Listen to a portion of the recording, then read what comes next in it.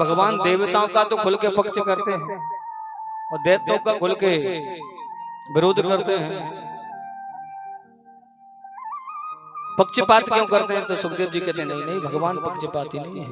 भगवान तो सबको एक समान मानते हैं, सबसे एक समान प्रेम करते हैं। अब आप बताइए, प्रहलाद जी तो दैत्य कुल में जन्म लिया कि नहीं लिया? हिरण्यकश्यप के बेटा हैं, लेकिन जो लाड़ है, जो दुलार है, जो प्यार है भगवान ने प्रहलाद जी को बरसाया, इतना तो किसी को नहीं बरसाया। वो कैसे? गुरुदेव सुनो, जब भगवान ने हिरण्याक्ष को वध कर दिया था तो हिरण्यकश्यप भगवान का कट्टर दुश्मन हो गया। भगवान से बदला लेने के लिए इसने कठोर तप किया। उस समय इसकी पत्नी कयादु गर्भवती थी, तो इसके गर्भ को खंडित करने के लिए इंद्र ने प्रयास किया, लेकिन नारद जी ने उसको कयादु को अपने आश्रय में रखा और इसके कयादु के गर्भ में प्रहलाद जी का जन्म होना था। तो नारद जी महाराज कयादु को सत्संग सुनाते थे, कथा सुनाते थे, तो प्रहलाद जी महाराज ने नारद जी को अपने मां के गर्भ में ही गुरु बना दिया।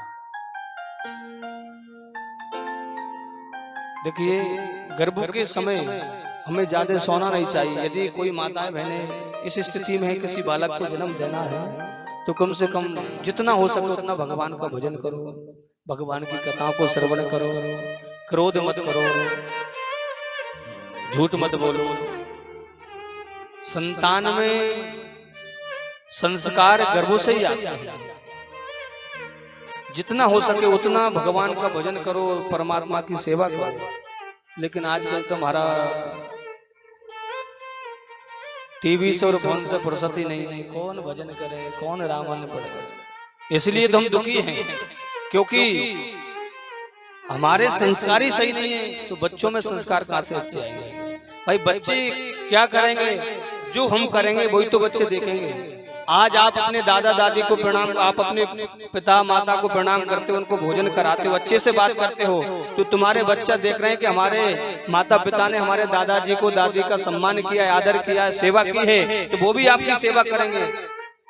जब आपने अपने माता पिता को आपसे दूर भगा रखा है, अलग छोड़ रखा है, जब तुम्हारा वो समय आएगा तो तुम्हारे बेटा बहू आपको क्यों साथ रखेंगे? इसलिए संस्कार बच्चों में गर्भ से ही आते हैं। हमारे जो हम करेंगे वही बच्चा देखेगा। हिरण्यकश्यप कठोर तप करने लगा। तप करते करते सारे शरीर पे दीमक लग गई। ब्रह्मा जी प्रकट हुए कि भैया मांग, क्या वरदान मांगना चाहता है? कि प्रभु मुझे अजर अमर कर दो। हम ही नहीं अजर अमर, तो हम कैसे बना सकते हैं? और कोई वरदान मांगो। कि महाराज एक नहीं, मैं अनेक वरदान मांगू। मांग कितने मांगना चाहता है? कि ना दिन में मरू, ना रात में मरू, ना ऊपर मरू, ना नीचे मरू, ना अस्त्र से मरू, ना शस्त्र से मरू, 12 महीने से किसी महीने में ना मरूं। ब्रह्मा जी कहते हैं बस बस भैया, इतने वरदानों का करेगा क्या? जा, तू भी क्या याद करता है? सारे वरदान दिए। अब इसने सोचा कि हम तो अजर अमर ही हो गए। देवताओं को परेशान करना प्रारंभ कर दिया। वरुण से कहता है कि चल मेरे घर में पानी भर। इंद्र से कहता है चल मेरे घर में झाड़ू लगा। देवता दुखी होकर के भगवान के पास आए, कहते हैं प्रभु इसी प्रकार से दुष्ट से कब तक हमें छुटकारा मिलेगा? कोई उपाय बताइए। भगवान कहते हैं ज्यादा समय नहीं है, शांति से रहो। इसके घर में 4 बेटों का जन्म हुआ, हेलाद, अनुराग, शैलाद और सबसे छोटे भैया थे प्रहलाद। प्रहलाद जी महाराज बचपन से ही परम भक्त थे। कृष्ण नाम रूपी ग्रहण इनको ग्रसित कर रखा था।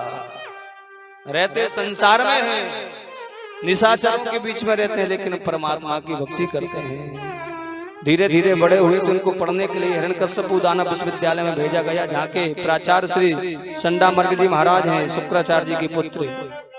इस विद्यालय में केवल छल कपट की ही विद्या सिखाई जाती है। प्रहलाद जी भी भर्ती हो गए, परंतु इन पर तो कोई कुछ दूसरा ही रंग चढ़ा हुआ है। गुरुजी पढ़ाते कुछ और हैं, कहते कुछ और हैं, लेकिन ये गुरुजी की कई बातों को हृदय में ही नहीं उतारते हैं। एक दिन हिरण्यकश्यप अपने बेटे से मिलने के लिए आया और कहा कि बेटा अभी तक तुमने कौन सा पाठ सीखा है? तो प्रहलाद जी कहते हैं पिताजी अभी तक तो केवल मैंने एक ही पाठ सीखा है। ये संसार एक अंधकुआं है, भवकूप है। इस भवकूप से बाहर निकलने के लिए हमें वन में जाकर के हरि का भजन करना चाहिए, परमात्मा की प्राप्ति करना चाहिए। हिरण्यकश्यप को क्रोध आया कि मुझे उस हरि का भजन करने को कहता है तू, जो तेरे चाचा का हत्यारा है वो मेरा दुश्मन है। डांट करके अपने बेटे को वहां से भगा दिया। कालांतर में गर्मियों की छुट्टी आई, गुरुजी प्रहलाद जी को छोड़ने के लिए घर आए। माँ कयादू ने सुंदर श्रृंगार किया, स्नान करके कहा कि जाओ बेटा अपने पिता को प्रणाम करके आओ। प्रहलाद जी महाराज ने जो अपने पिता को प्रणाम किया, गोद में बिठा करके हिरण्यकश्यपु ने पूछा कि बेटा अभी तक आपने कौन सा सुंदर पाठ सीखा है बताओ। तो 9 कहते हैं कि पिताजी मैंने 9 बातें सीखी हैं। हिरण्यकश्यपु बड़ा प्रसन्न हुआ कि हो सकता है कि कोई राजनीति की 9 बातें सीखी हो, और भगवान की नवदा भक्ति का व्याख्यान कर दिया कि श्रवणम कीर्तनम विष्णु स्मरणम पाद सेवनम अर्चनम वंदनम दास्यम साक्यमात्म निवेदनम। जो नवदा भक्ति का व्याख्यान किया तो गोदी से उठा करके अपने बेटे को जमीन पर फेंक दिया और म्यान से तलवार निकाल करके गुरुजी की गर्दन पर रख दी। गुरुजी थर थर कांपने लगे। महाराज अब खाई सुखाई आगे खासो राम धुआई, एक हमें मौका दीजिए, ले जाओ मेरी आंखों से सामने से मेरे मूर्ख बालक को। गुरुजी ने बहुत डांटा पीटा मारा, सब कुछ किया, विद्यालय में ला करके बंद कर दिया। एक दिन गुरुजी किसी काम से बाहर चले गए और सारे विद्यार्थी इकट्ठे होकर के प्रहलाद जी से कहते हैं भैया प्रहलाद, तुम्हारे हमारे गुरुजी एक, तुम्हारा हमारा विद्यालय एक, लेकिन जो गुरुजी पढ़ाते हैं वो तो आप नहीं पढ़ते हो। अन्य बातें आपको कहां से प्राप्त हो गई कि भैया मैंने बचपन में ही माँ के गर्भ में नारद जी को अपना गुरु बना लिया था। तो अन्य विद्यार्थी कहते भैया प्रहलाद तेरे साथ नाचने का गाने का तो हमारा भी बहुत मन करता है, लेकिन तुम्हारे पिता के वजह से हम कुछ कह नहीं सकते। तो प्रहलाद जी कहते हैं बिल्कुल चिंता न करो, हम तुम्हारे साथ हैं। तो जो प्रहलाद जी के भक्त हों वो तो ताली बजाएं, गाएं, नाचे, बजाएं, और जो हिरण्यकश्यपु की तरफ है वो शांति से बैठे रहे। सारे विद्यार्थी विद्यालय में क्या कह रहे हैं? प्रहलाद जी कहते हैं मैं क्यों तुम्हें जगदीश कहूं, गुणगान उसी के गाऊं। मैं तुम्हें क्यों भगवान मानूं, मैं क्यों तुम्हें जगदीश कहूं, गुणगान उसी के गाऊंगा। अरे देने वाला दे करके हरे हाल में वापस ले लेता है।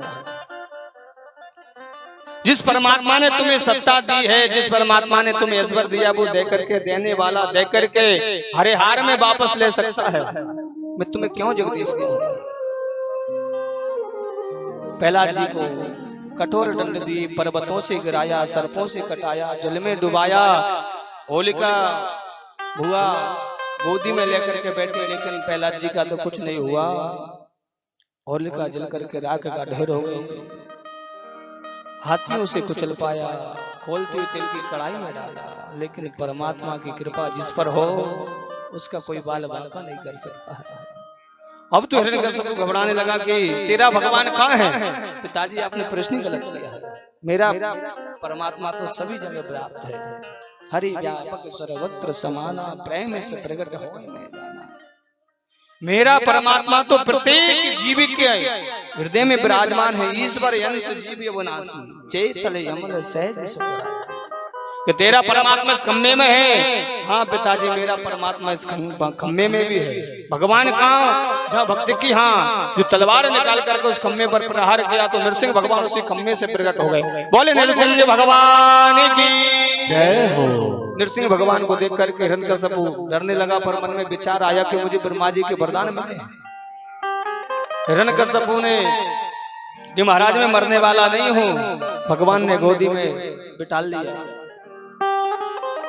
कि कौन कौन से वरदान मिले बता कि महाराज ना दिन में मरूंगा ना रात में। भगवान कहते दिन है ना रात, ये तो मध्याह्न का समय है। कि महाराज ना अस्त्र से मरूंगा ना शस्त्र से। भगवान कहते हैं मेरे पास अस्त्र है ना शस्त्र, लेकिन लंबे लंबे नाखून है, वो तेरे लिए पर्याप्त है। कि महाराज मैं ना बाहर मरूंगा ना भीतर। भगवान कहते हैं तू ना बाहर है ना भीतर, बेच धीरी पर है। कि प्रभु ना ऊपर मरूंगा ना नीचे। भगवान कहते हैं ऊपर है ना नीचे, मेरी गोदी में है। कहते हैं परमात्मा से कहते हैं प्रभु मैं 12 महीने से किसी महीने में भी नहीं मरूंगा। भगवान कहते हैं मूर के घर में पंचांग रख, कैलेंडर रख, 12वां नहीं 13वां महीना है जो तेरे लिए स्पेशल बनाया है, जिसे हम पुरुषोत्तम मास कहते हैं, मलमास कहते हैं, अधिक मास कहते हैं। सारे वरदानों की रक्षा भगवान ने की। अंत में आकर के हिरण्यकश्यपु को उद्धार कर दिया। और भगवान के क्रोध भरे स्वभाव को देख करके, ऐसे स्वरूप को देख करके सभी देवता थरथर कांपने लगे। मन में विचार आया कि भैया पतिदेव कितनी नाराज क्यों ना हो,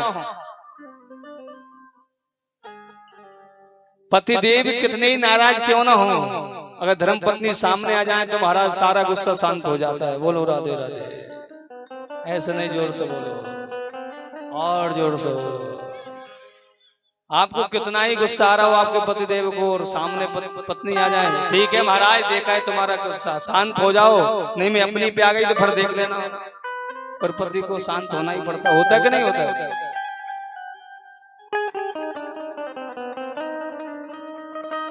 तो सभी देवता भागे भागे आए और माँ लक्ष्मी से कहते हैं भैया जल्दी चलो, आज से पहले हमने ऐसा स्वरूप और ऐसा स्वभाव परमात्मा का नहीं देखा। और भागी भागी लक्ष्मी जी सुंदर साड़ी पहन करके सोने की थाल में आरती सजा करके चमचम करते हुए आई, जो चरणों से लेकर के मुखमंडल की तरफ आरती घुमाई। नृसिंह भगवान ने ऐसी धारा लगाई कि दैया मैया कह करके थाली फेंक करके भागती नजर आई। राम राम का ला करके खड़ा कर दिया, आज से पहले मेरे अपने स्वामी का ऐसा स्वरूप नहीं देखा। अब तो प्रहलाद जी महाराज की तरफ दृष्टि गई, ब्रह्मा जी की, कहा कि बेटा तू ही बचा। प्रहलाद जी महाराज आए और भगवान के चरणों में आकर के लेट गए। मेरे गोविंद ने उठा करके प्रहलाद जी को हृदय से लगा लिया। जो लाड़, जो दुलार, जो प्यार भगवान ने कभी किसी को नहीं बरसाया, वो आज प्रहलाद जी को बरसा रहे हैं, अपने जीवा से चाट रहे हैं। कहते हैं भैया प्रहलाद मुझे क्षमा कर देना, मुझे आने में विलम्ब हो गया। इन दुष्टों ने तुझे कितना सताया, पर्वतों से गिराया, जल में डुबाया, सर्पों से कटाया, मुझे क्षमा कर दे, क्षमा कर दे। आज पहली बार भगवान भक्ति से माफी मांग रहे हैं। उसी दिन से भगवान का नाम हो गया भक्ति वत्सल भगवान। बोले भक्ति वत्सल भगवान की जय हो।